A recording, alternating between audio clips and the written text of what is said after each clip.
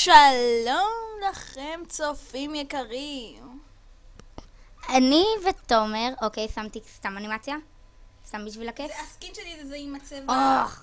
תסביר להם מה הסקין שלי, רק למקרה שהם לא מכירים אותנו. אוקיי, אתם רואים את זה שזז כאן עם העיגולים.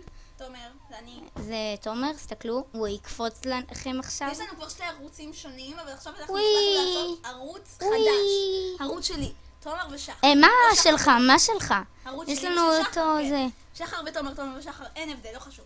אנחנו נעשה בו כל מיני כאלה. אתה עדיין רוצה לפתוח את הערוץ עם רומי או אני לא מבין. זה לא חשוב עכשיו. מה קורה?